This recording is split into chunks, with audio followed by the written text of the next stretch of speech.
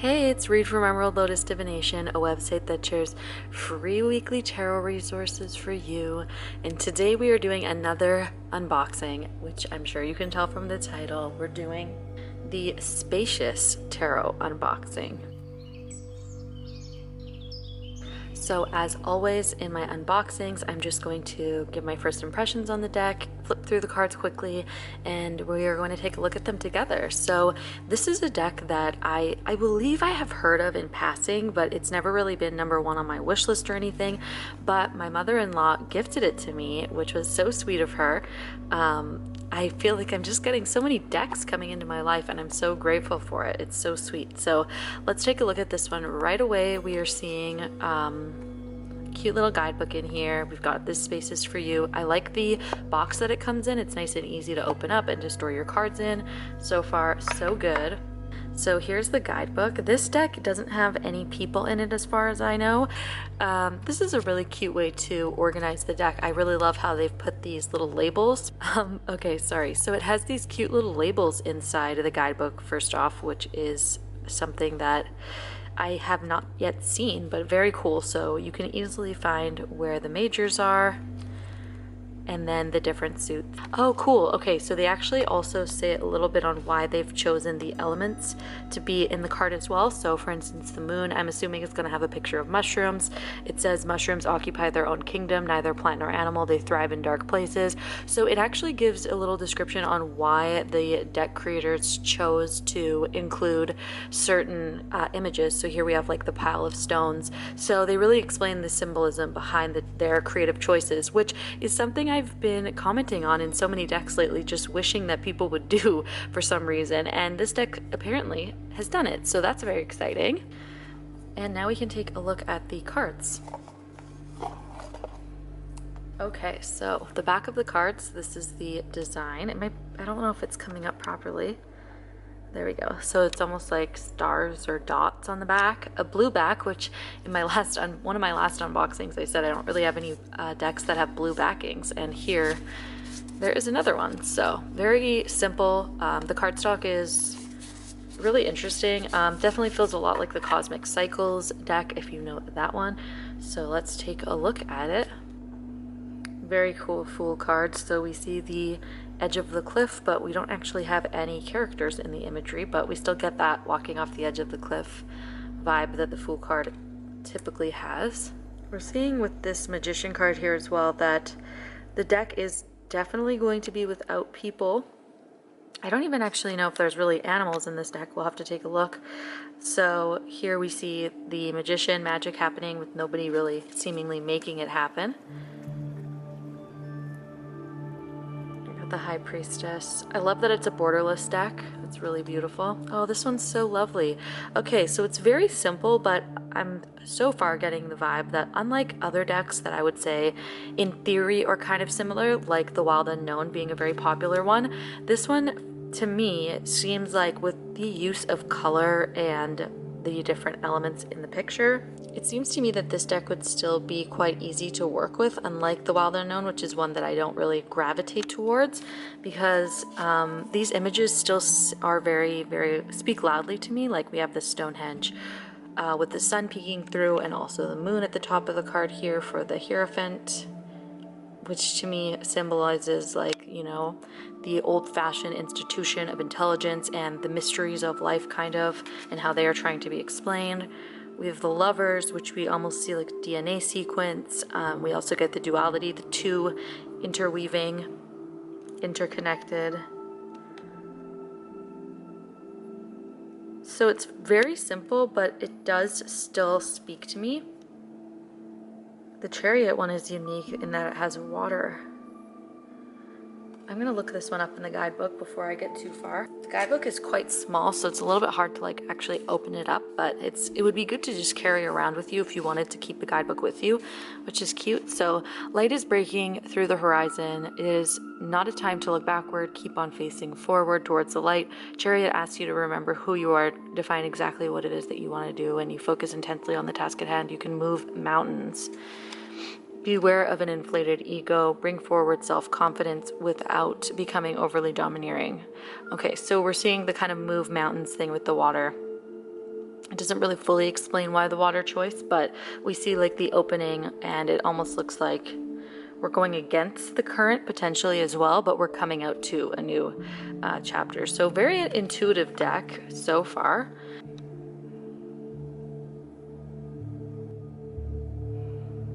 Here we have the light in the darkness, guiding light. Love the birch trees. Oh, I'm really liking this one. I'm only a few cards in. Wheel of Fortune. We also have, which is really cool and unique, we have like a seasonal Wheel of Fortune. Summer, spring, fall, winter, and then the spiral. Very simple, but again, speaks volumes. Justice. Oh wow, this one is very interesting. Justice, okay. Black and white, yin yang. Water droplet making a big ripple effect. Let's look at this one up as well in the guidebook, just to see how much they're going to give us in terms of explanation. Each thought, each movement, each decision that you make ripples outwards. Be conscious of what you put out as it directly influences what you attract. Their keywords for justice are justice, integrity, cause and effect.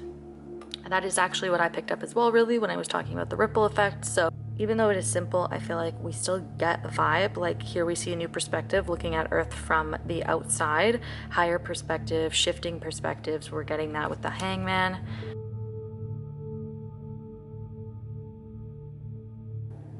So we're getting the balance, hot and cold. Now the Devil, this one is interesting.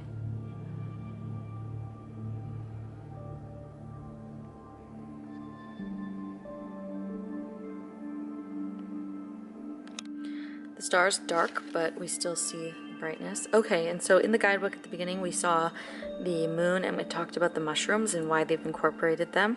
This is a beautiful card. The artwork is just gorgeous. It's almost like glowing. The sun.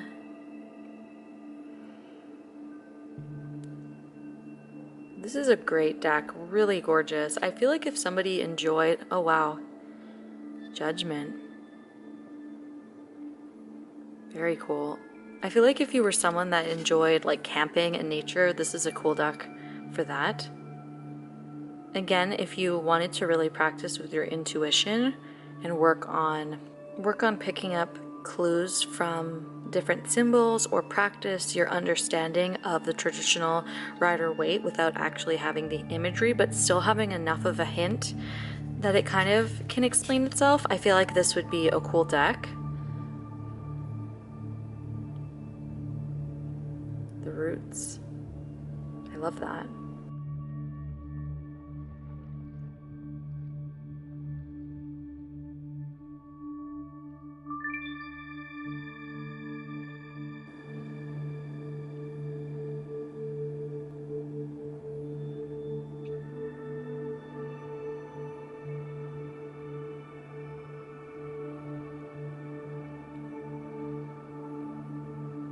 This one is interesting.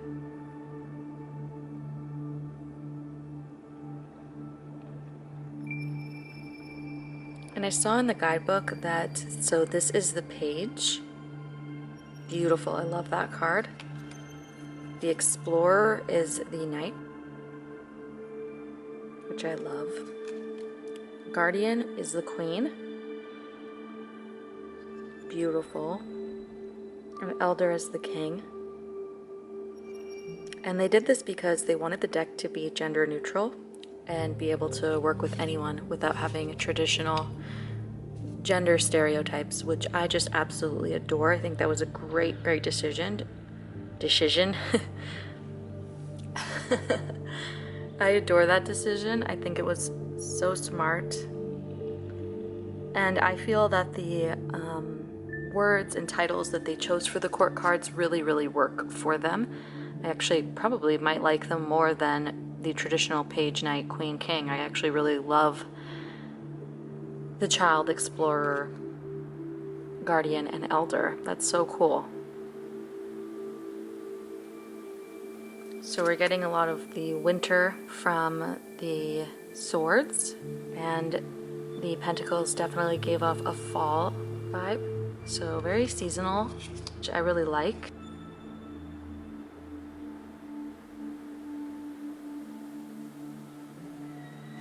really excited to use this deck. I feel like it's going to be great for spring. And also, if I ever want to connect with nature, this will be a very fun deck to use. I feel like for inner child work and shadow work, it would be great too, because it's delicate, but it's still very meaningful.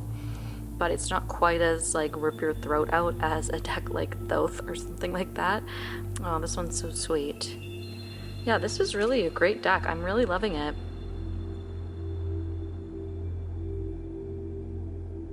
It does kind of remind me of Cosmic Cycles in the cardstock and the imagery a little bit. I know that one is like filled with people, but it kind of gives me a similar vibe. I don't know why. In a great way though. I really like that deck. You guys know that I love a deck that feels very intentional, and I would absolutely say that the Spacious Tarot feels that way. Feels very intentional. Looks like they really thought it through. They didn't just throw together a deck for the sake of throwing together a deck.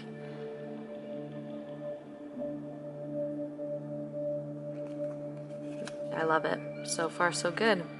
So now we enter into the wands.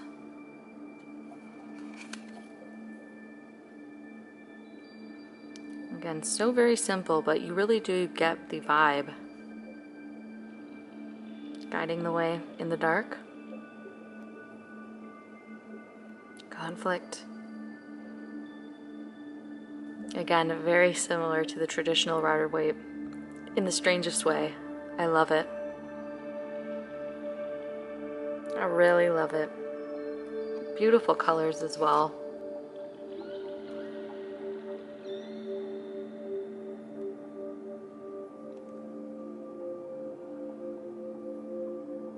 You definitely get the sense that they use time a lot in this deck as well, which definitely suits the whole concept of Spacious Tarot. You know, we're seeing cards at different times of day, we're seeing different seasons. I think that's really neat, and I feel like it really goes well with the brand, like, of the deck itself and the creative direction that they wanted to take it. Again, why I would say that it feels so intentional, because they've really taken the idea of spaciousness and put it into a deck that in its simplicity, it still feels so full, and it's very beautiful. It really is almost like a metaphor for the human experience of, you know, being so small but yet having the capacity for so much within. There's so much spaciousness within.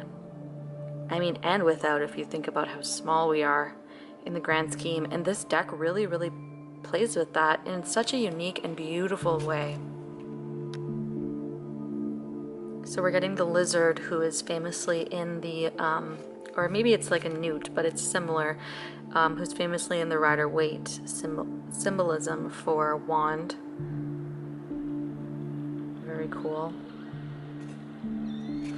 And now we move into cups, one of my favorites. It's running over. This is beautiful. Well, I could see so many people loving this. I think every time I post this on Instagram, I feel like I'm gonna get people being like, that's so pretty. I can always tell what you guys are gonna like, and this one definitely feels like one. I love how the lily pads are kind of shaped in hearts. That's so cute. I wonder if that's intentional. You know, the one thing about this deck that I will say that I don't like is that it is like really, really making me think of my life in British Columbia and how much I miss living there, just because of all the mountainscapes and the nature. It's definitely giving me like Pacific Northwest, West Coast of Canada vibe. And that makes me kind of sad because I miss living there so much. But it's also very beautiful and nice, and it's kind of nice to have like a piece of that in a deck. That's something that I've not yet seen really.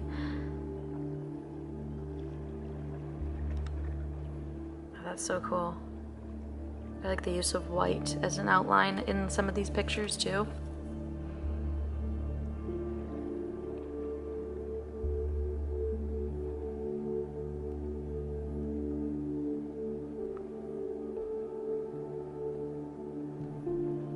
There they go.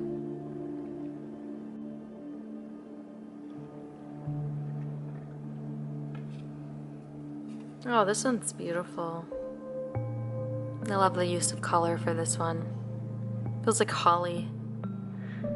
Celebration, festival. It's really cool.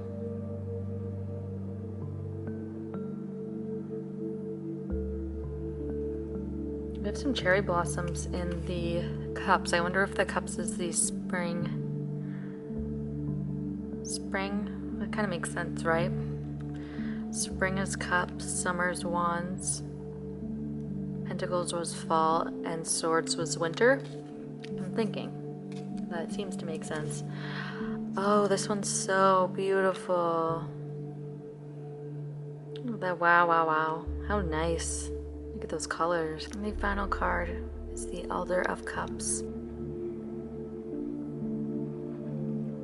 My, the Spacious Tarot. That really impressed me. Beautiful deck. I'm very excited to work with it. I think what I'm going to do now before we wrap this video up is I want to pull one card and see what message the guidebook has to give us. That's something I've actually really been enjoying doing. Let me know if you guys like that as well. I just think it's kind of nice to give a basic understanding on what the guidebook can offer you if you want to take a look at this deck for yourself. It's also just fun to get to pull a first card after we've taken a look at them together. So let's shuffle these up and pull one. Oh my, that first one's different than it's supposed to be. Yeah, and various lines as well. This is the next side. They're still stiff, but they haven't done anything wants to use them. I do really like the size. Okay, so there we go. This is our first card, Three of Pentacles. That lovely birch tree that I've been enjoying thus far. And I really did like the way they've organized this guidebook. It's so nice and quick. Oh, Pentacles was first. Three of Pentacles, planning collaboration. Three of Pentacles connects your resources with other people's resources, so sturdy things can take root. The imagery here inspired by Pando, a colony of aspen trees, which is actually one living organism. Oh, they're aspen trees. Okay, viewed from the surface, these trees look separate, but below ground they share the same root system. How can you build a better reality as part of a team? This might require planning, so take time to create a blueprint to guide you forward. Draw upon existing concepts and add your own unique perspective. Make your own contributions and embrace the effectiveness of collaboration. Beautiful. Very short, but very effective. Love that they really do touch on a lot of the imagery that they've put in the deck.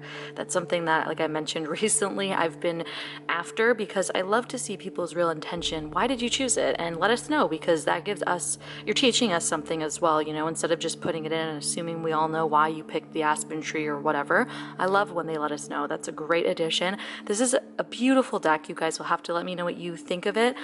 Big thank you to my mother-in-law for gifting me yet another amazing deck. I can't wait to use this, and I will see you guys in the next one.